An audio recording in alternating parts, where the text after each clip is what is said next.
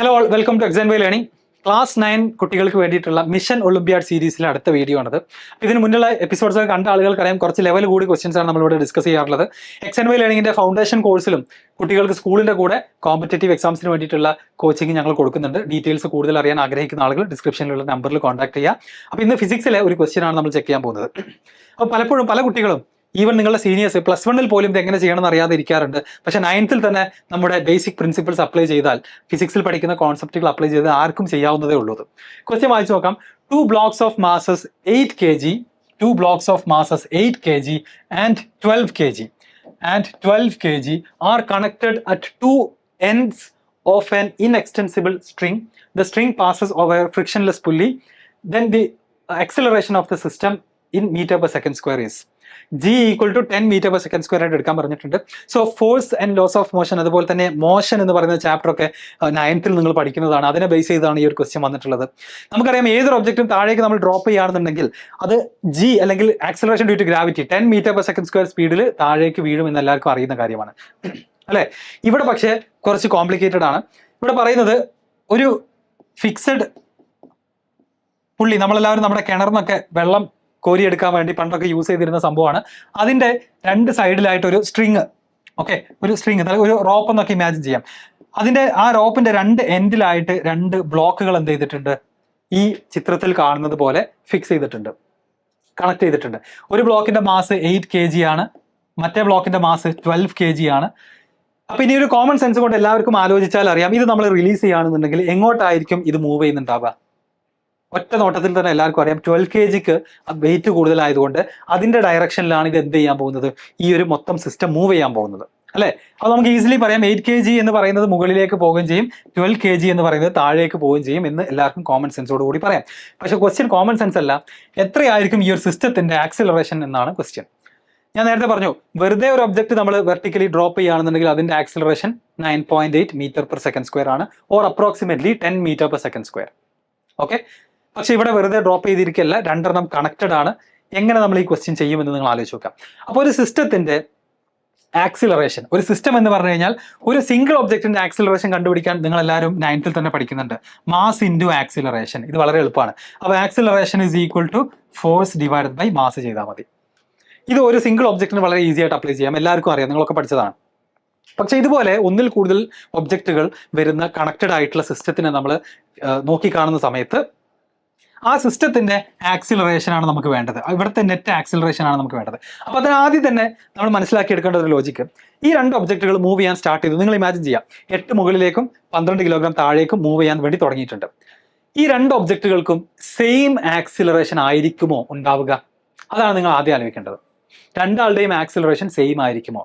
നമുക്കിതിനെ ഒരു common acceleration of the system എന്ന് വിളിക്കാൻ പറ്റുമോ? നിങ്ങളൊന്ന് ചിന്തിച്ചു നോക്കിയേ. ഒന്ന് വിഷ്വലൈസ് ചെയ്യാൻ ശ്രമിച്ചാൽ എല്ലാവർക്കും മനസ്സിലാകും. ഒരാൾ മുകളിലേക്ക് പോകുന്ന അതേ സ്പീഡിൽ, അതേ ആക്സിലറേഷനിൽ തന്നെ ആയിരിക്കണം മറ്റേ ആൾ താഴേക്ക് വരേണ്ടത്. അപ്പോഴാണ് ഇവർ കണക്ട് ചെയ്തിരിക്കുന്ന സ്ട്രിങ് അല്ലെങ്കിൽ റോപ്പ് ഇൻടാക്റ്റ് ആയിട്ട് നിൽക്കുള്ളൂ, ലൂസ് ആവാതെ നിൽക്കുള്ളൂ. ഒരാൾ മുകളിലേക്ക് പോകുമ്പോൾ തന്നെ താഴേക്ക് വരികയും ചെയ്യും. അങ്ങനെ തന്നെയാണ് അത് സംഭവിക്കാൻ പോകുന്നത്. സോ നമ്മളിവിടെ കണ്ടുപിടിക്കാൻ പോകുന്നത് രണ്ടാൾക്കും ഉണ്ടാവുന്ന കോമൺ ആക്സിലറേഷൻ ആണ്.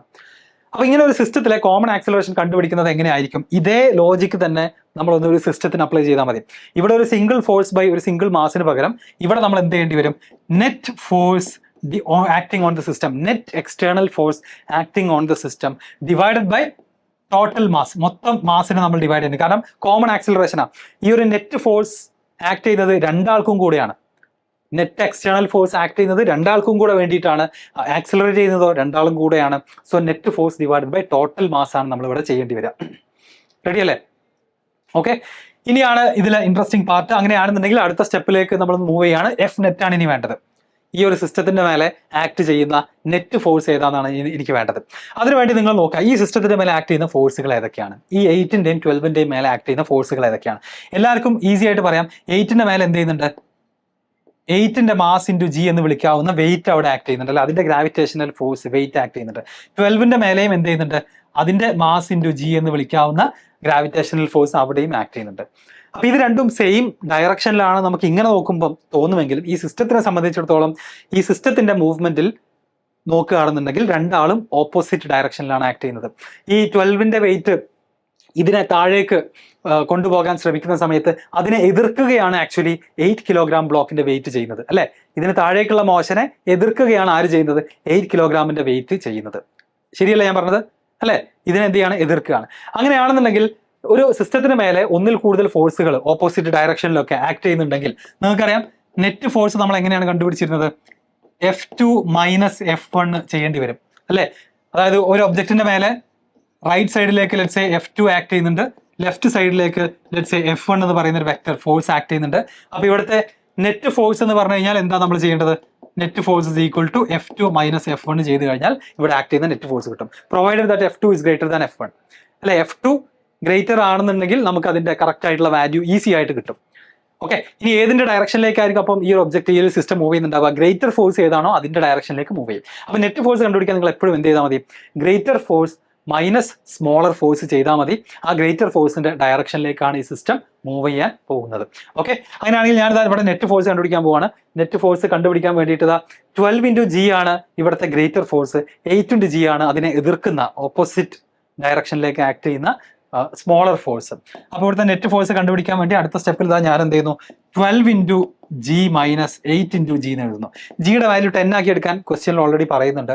സോ 120 മൈനസ് 80 അതായത് 40 ന്യൂട്ടൺ ആണ് ഈ ഒരു സിസ്റ്റത്തിന്റെ മേലെ ആക്ട് ചെയ്യുന്ന നെറ്റ് എക്സ്റ്റേണൽ ഫോഴ്സ് എന്ന് പറയുന്നത്.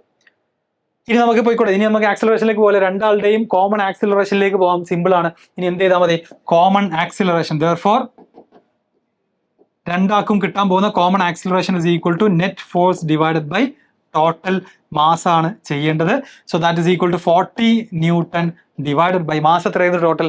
ഒരു സൈഡിൽ 8 kg, മറ്റേ സൈഡിൽ 12 kg. ഈ ഒരു 40 ന്യൂട്ടൺ ഫോഴ്സ് വേണം രണ്ടാളുകളെയും കൂടെ ഒരുമിച്ച് ആക്സിലറേറ്റ് ചെയ്ത് കൊണ്ടുപോകാൻ. ആകെ ഈ 40 ന്യൂട്ടൺ ഫോഴ്സേ ഉള്ളൂ. ഓക്കെ, അങ്ങനെയാണെങ്കിൽ divided by 8 kg plus 12 kg ചെയ്യണം. So this is 40 divided by 20 അതായത് 2 മീറ്റർ പെർ സെക്കൻഡ് സ്ക്വയർ ആണ് ആൻസർ. അപ്പൊ നമ്മുടെ ക്വസ്റ്റ്യൻ ഇതായിരുന്നു. Acceleration of the system in metre per second square is 1, 2, 3, 4 ആണ് ഓപ്ഷൻസ്. കറക്റ്റ് ആൻസർ ഏതാണ്? ഓപ്ഷൻ ബി ആണ്. ഇനി നിങ്ങൾ ചിന്തിച്ച് നോക്കുക. നമ്മൾ 9th പഠിക്കാത്ത ഏതെങ്കിലും ഒരു കോൺസെപ്റ്റ് കൂടെ അപ്ലൈ ചെയ്തിട്ടുണ്ടോ? ഫോഴ്സ് എന്താണെന്ന് നമ്മൾ പഠിച്ചതാണ്. അതുപോലെ തന്നെ ആക്സിലറേഷൻ എന്താണെന്ന് നമുക്കറിയാം. ഒന്നിൽ കൂടുതൽ ഫോഴ്സ് ആക്ട് ചെയ്താൽ നെറ്റ് ഫോഴ്സ് കണ്ടുപിടിക്കണം എന്നുള്ളതൊക്കെ നിങ്ങൾ ഓൾറെഡി ടെക്സ്റ്റ് ബുക്കിൽ പഠിച്ചതാണ്. പക്ഷേ അത് ഈ ഒരു ലെവലിലേക്ക് അപ്ലൈ ചെയ്യുക എന്നുള്ളതാണ് ഒരു ഒളിമ്പ്യാഡ് ലെവൽ എക്സാമിനോ അല്ലെങ്കിൽ ഒരു കോമ്പറ്റേറ്റീവ് എക്സാമിനൊക്കെ നമ്മൾ ചെയ്യേണ്ടി വരിക. അപ്പോൾ അതിനുള്ള പ്രാക്ടീസ് ആണ് അല്ലെങ്കിൽ അതിനുള്ള ട്രെയിനിങ് ആണ് XNY ലേണിംഗ് ചെയ്യുന്നത് ഫൗണ്ടേഷൻ കോഴ്സിലൂടെ, സയൻസ് ആൻഡ് മാത്ത് ഫൗണ്ടേഷൻ കോഴ്സിലൂടെ. ഹയർ ലെവലിലേക്ക് കുട്ടികളെ സ്കൂളിന്റെ കൂടെ തന്നെ സെയിം സിലബസ് പഠിച്ചുകൊണ്ട് എത്തിക്കുക എന്നുള്ളതാണ് ഉദ്ദേശം. സോ നിങ്ങൾക്ക് സ്കൂളിൽ നല്ല മാർക്ക് കിട്ടുന്നത് മാത്രമല്ല എല്ലാ വർഷവും നിരവധി കോമ്പറ്റേറ്റീവ് എക്സാംസ് എഴുതാനും അതിൽ നല്ല റിസൾട്ട് ഉണ്ടാക്കിയെടുക്കാനും സാധിക്കും. സോ അതിന് കൂടുതൽ ഡീറ്റെയിൽസ് അറിയാൻ വേണ്ടിയിട്ട് നിങ്ങൾ താഴത്തെ നമ്പറുകളിൽ കോൺടാക്ട് ചെയ്യുക. ആൻഡ് ഇതുവരെയുള്ള നമ്മുടെ മിഷൻ ഒളിമ്പിയാഡ് ക്ലാസ്സുകൾ എല്ലാ സബ്ജക്റ്റിലും, ഫിസിക്സിലും കെമിസ്ട്രിയിലും മാത്സിലും ബയോളജിയിലും ഒക്കെ ഈ ഒരു ചാനലിൽ പ്ലേലിസ്റ്റ് ആയിട്ടുണ്ടായിരിക്കും. 9th കുട്ടികൾ മാക്സിമം യൂട്ടിലൈസ് ചെയ്യുക.